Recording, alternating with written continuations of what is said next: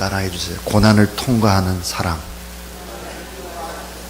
오늘 저는 고난을 통과하는 사랑, 그런 제목으로 하나님의 말씀을 전하겠습니다.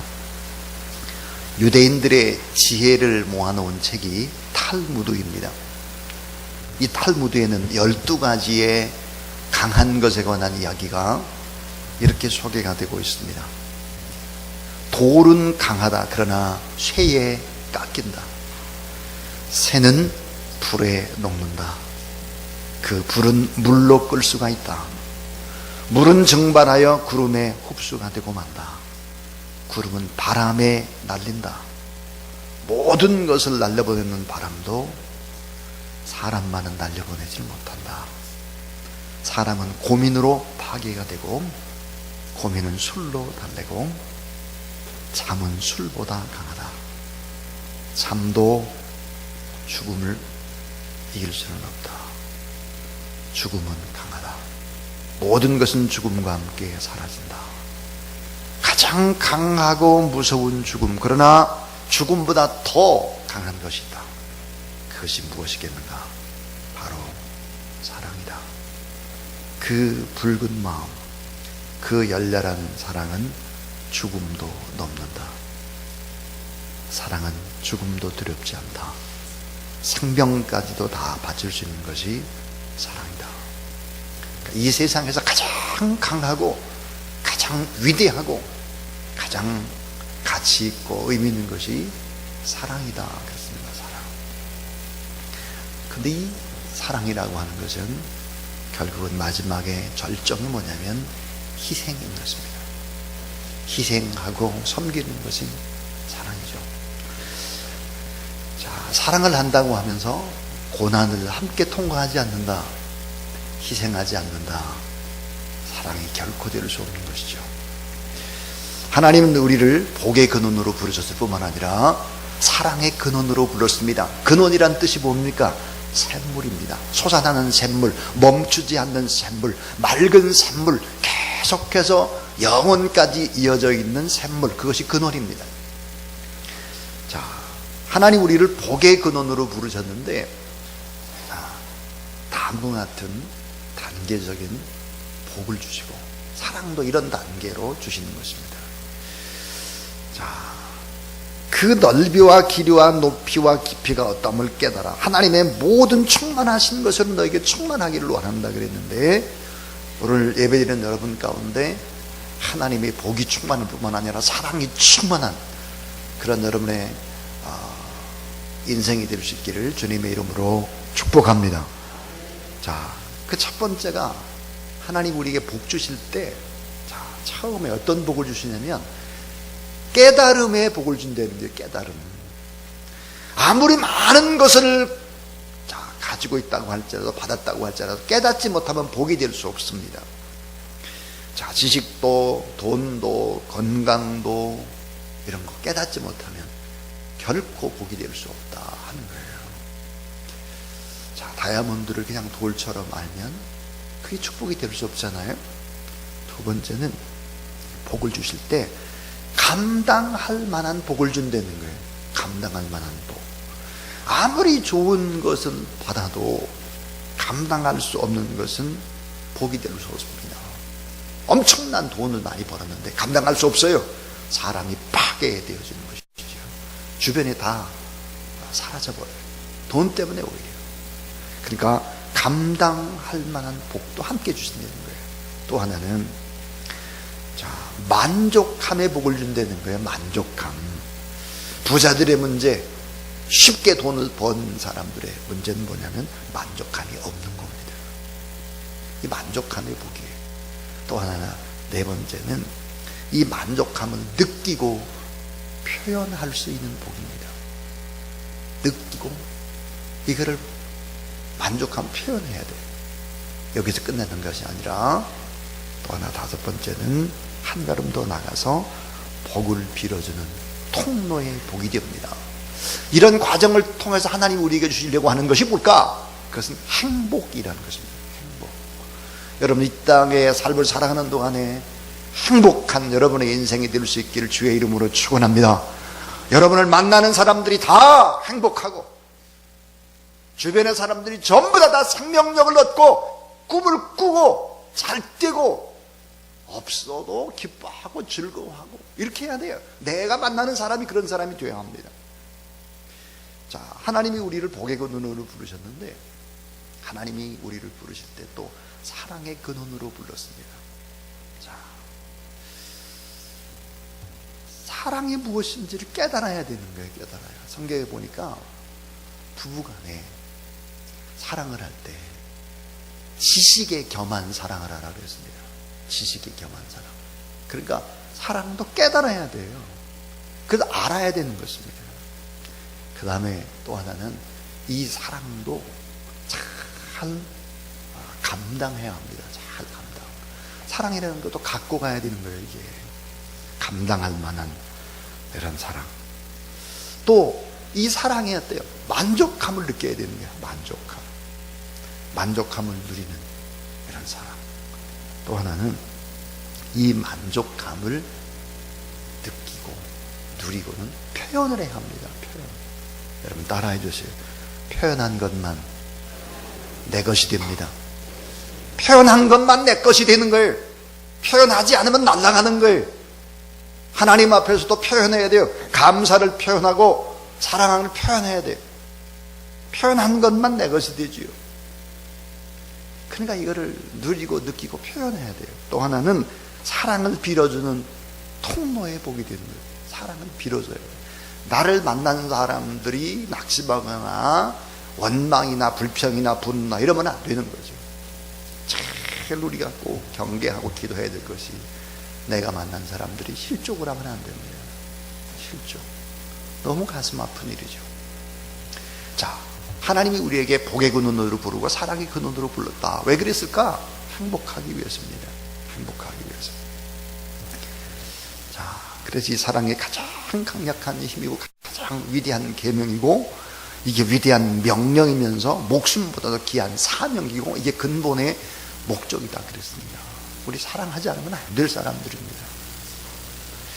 자, 그런데 오늘 이 본문 속에 몇 가지 아주 중요한 것들이 우리에게 말씀으로 주어집니다. 그 첫 번째가 뭐냐? 따라해 주세요. 사랑에는 위기가 찾아옵니다. 자, 사랑에는 위기가 찾아옵니다. 비극이 찾아와요. 자, 사랑에는 비극이 찾아와요. 근데 언제 비극이 찾아오느냐? 좋을 때예요. 좋을 때. 아가서 2장 15절은 이렇게 말해요. 우리를 위하여 여우 곧 포도원을 허는 작은 여우를 잡으라. 우리의 포도원에 꽃이 피었음이니라 그랬습니다. 포도원에 꽃이 폈어요.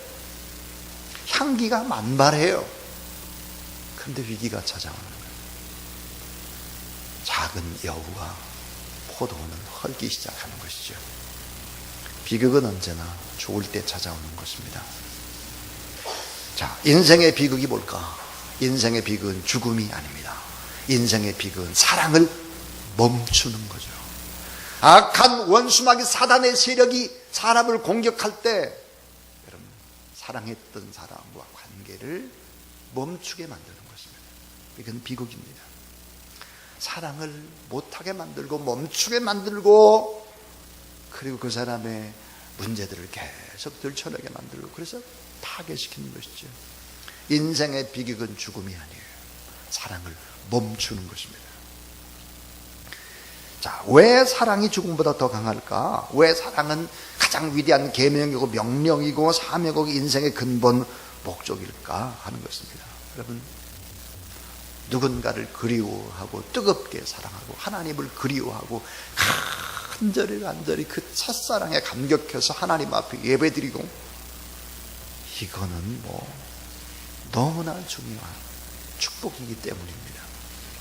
현대인의 가장 굶주려 있는 것이 뭘까요? 사랑입니다. 또 하나는 이해죠. 이해하고 용납하는 것입니다. 요한일서 4장 7절 8절에 보니까 사랑하는 자들아 우리가 서로 사랑하자. 사랑은 하나님께 속한 것이니 사랑하는 자마다 하나님께로 나서 하나님을 알고 사랑하지 아니한 자는 하나님을 알지 못합니다. 이런 하나님은 사랑이십니다 그랬는데 자, 오늘 본문의 고귀한 사랑을 허무는 바로 작은 여우가 있다 그랬습니다. 꽃이 한참 필 때입니다. 이 사랑의 동산을 허무는 작은 여우. 자, 왜 여우라고 했을까 하는 거예요. 이 여우는 다음과 같은 특징을 가지고 있죠. 하나가 뭐냐면 간사합니다. 여우가 간사하고 간교하죠. 자, 속임수도 쓰고 교활하고 잔꾀만 부리는 짐승입니다. 그래서 이 간사한 이 여우를 가리켜서 구미호다 뭐 그러잖아요. 구미호. 전설의 고향에 보면 구미호가 막 나타나고 그래요. 또 하나는 이 여우의 특징이 뭐냐면 의심이 많아요. 의심. 동물 가운데 가장 의심이 많은 것이 여우다 그래요. 동물원에서 먹이를 주는 이 조련사들 늘 먹이를 주잖아요. 그럼에도 끝까지 의심하는 것이 여우다 그럽니다. 여러분, 믿어주지 않는데 어떻게 사람이 커가고 믿어주지 않는데 어떻게 정서적인 안정감을 가질 수 있겠습니까? 의심이 많다는 포도예요. 커는 여우가. 또 이 여우는 잘 변하는 거예요. 너무 잘 변해. 시시각각. 변치 말자 맹세해 놓고는 또 변하고 막 뒤집고 막 그러는 거죠. 고개 숙이는 사람은 전부 다 경험한 사람들이. 아직도 고개 숙이는 사람은 지금도 변덕이 왔다 갔다 하는 사람. 5, 6월에 죽 굴듯이 하는 사람들. 자, 또 하나는 이 여우는 썩고 부패한 것을 좋아합니다. 썩고 부패한 것을 좋아해요. 무덤을 파헤치는 여우입니다. 설교가 조금 동떨어진 얘기인데 저는 저보다 4살 위에 형님이 계셨다고 합니다. 그 형님이 돌아가셨죠. 저는 그 형님을 본 적이 없습니다만 막 돌 때 그때 이제 돌아가셨대요. 그래가지고 여러분 조그마한 아이들이 이게 하나님의 나라에 가게 되면 또 죽게 되면 작은 묘를 쓰잖아요. 이렇게 작은 묘를 쓰고는 제 어머니 아버지가 이제 계속 이렇게 왔다 갔다 이제 하셨죠. 슬프니까 자주 들은 얘기예요. 제가 자주. 근데 어느 날 가보니까 그 작은 묘에 구멍이 나 있는 거예요. 보니까 여우가 구멍을 뚫은 거예요. 계속 왔다 갔다 한 흔적이 이렇게 있는 거예요. 메꿔 놓으면 또 뚫고, 그래서 거기가 반질반질 달아 있는 거예요. 그래서 아버님이 그랬대요. 그 구멍 뚫린 곳 주변에다 이렇게 덫을 놨대요. 여우를 잡으려고. 근데 잡지 못했다 합니다. 여우의 간사함을 아버님이 이렇게 말했습니다. 덫을 다 이렇게 쳐놓고 그 자리에서 몽둥이를 들고 기다렸대요. 5시간, 6시간 그냥 기다린 거예요. 인기척도 안 하고. 근데 틀림없이 그 작은 묘 안에 여우가 들어있는 거를 이제 아버님이 이제 안 거죠. 근데 보니까 뭐가 휙하니 나오더라는 거예요. 휙하니. 그래서 몽둥이로 내려쳤는데 캥 하고 내려치자마자 캥 하고 여우가 빠져나갔답니다. 이게 무엇을 여우가 그럼 집어던졌겠느냐. 이제 어린 형님을 감쌌던 그런 이제 옷 같은 거 이런 거를 갖다가 집어 던지고는 내려치니까 도망가는 거죠.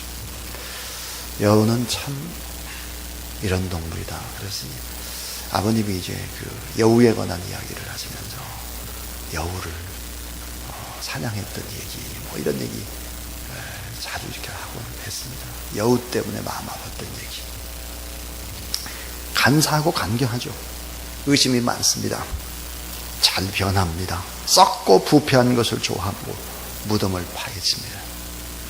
파괴적인 것을 좋아하죠. 여우는 굴을 파서 포도나무의 뿌리를 말라 죽게 하는 거죠.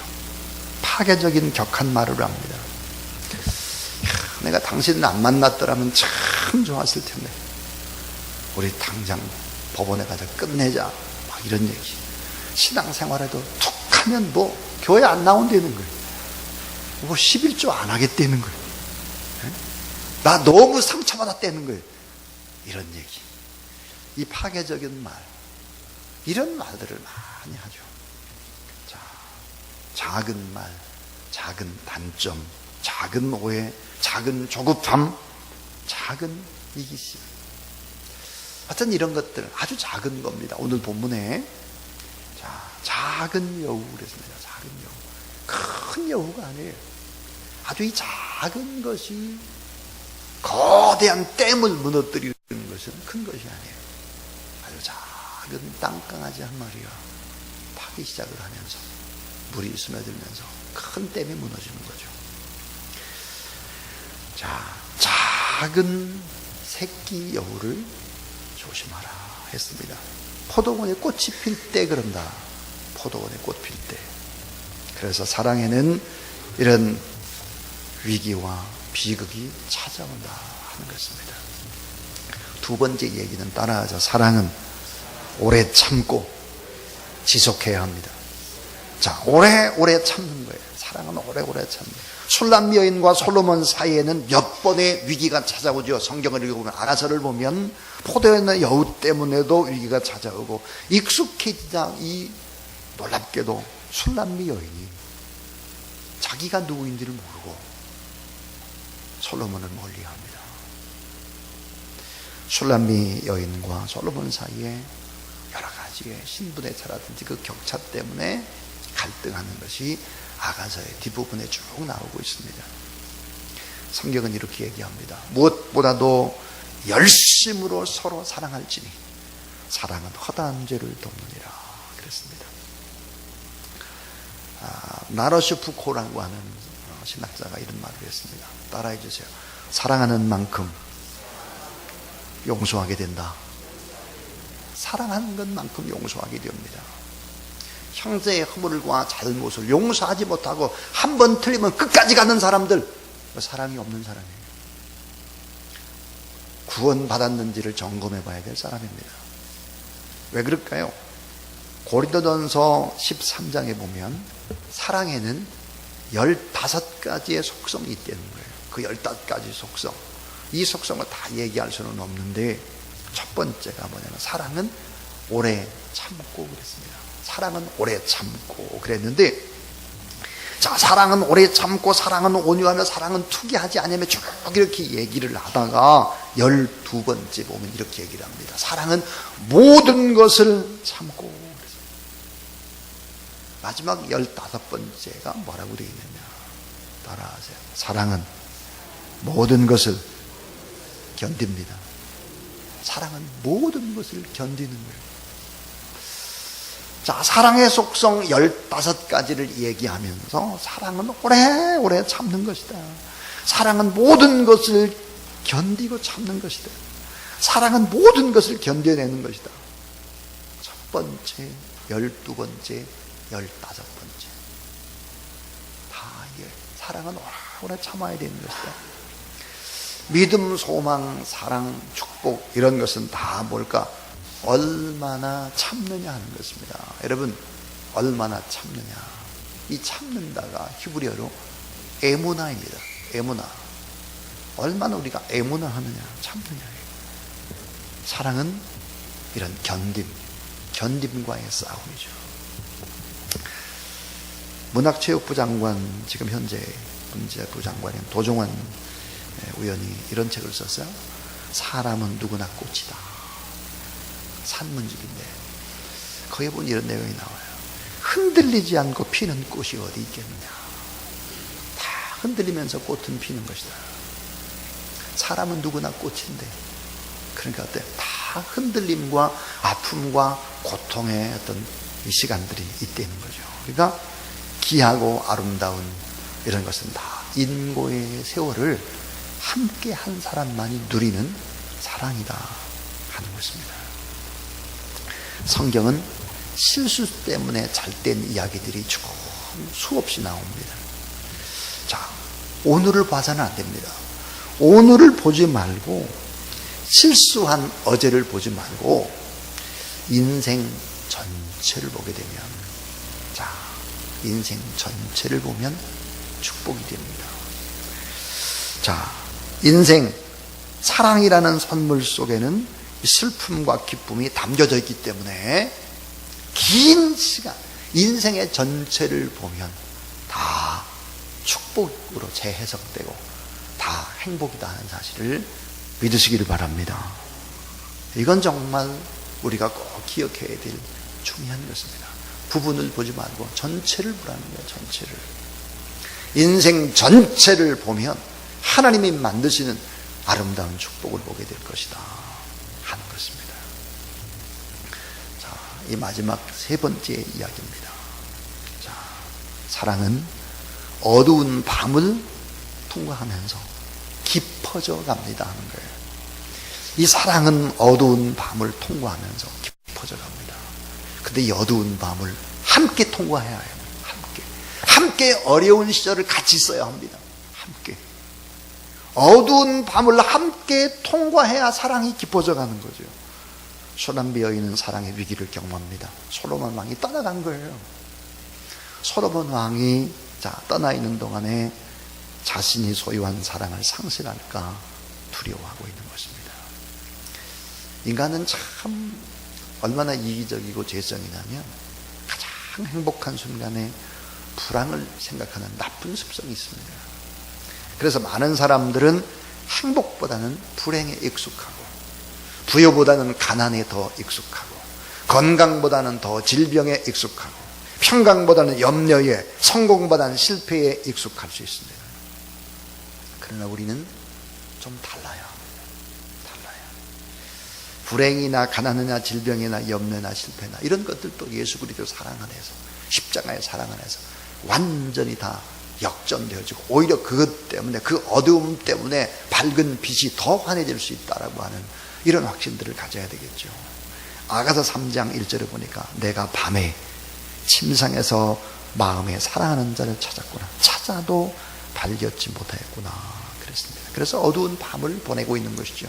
어두운 시련의 시간이 닥쳤습니다. 사랑의 갈등, 또 사랑의 공백, 사랑의 위기, 영혼의 어두운 밤을 보내면서 더욱 더 사모하고 나를 돌아보게 되고 용서를 하게 되고 이해하게 되는 것이다.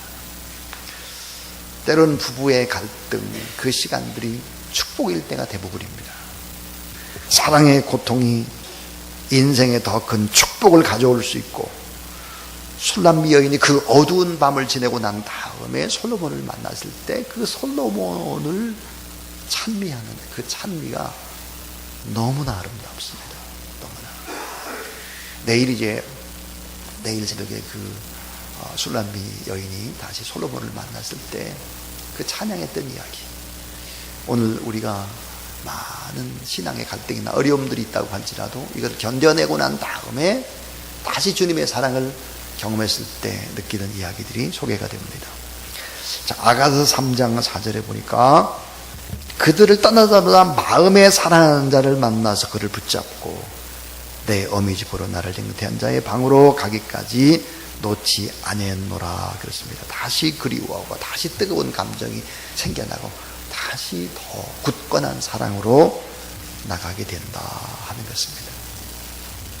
요셉이 수많은 고난을 겪고서 결혼을 해서 아들을 낳았습니다. 첫 아들의 이름, 요셉이 낳은 첫 아들의 이름 속에는 요셉의 고단한 삶이 다 배어 있습니다. 요셉의 간절한 바램도 농축되어 있습니다. 그 이름이 뭘까요? 므낫세입니다. 므낫세 이름의 뜻이 뭘까? 다 잊어버렸다. 과거는 다 잊어버렸다. 망각해 하는 자 므낫세입니다. 이 므낫세, 그 과거의 요셉의 너무 어려웠던 그 과거를 다 잊어버리고 이제는 다시 시작한다라는 의미로 자기 아들의 이름을 므낫세라고 짓게 되는 것입니다.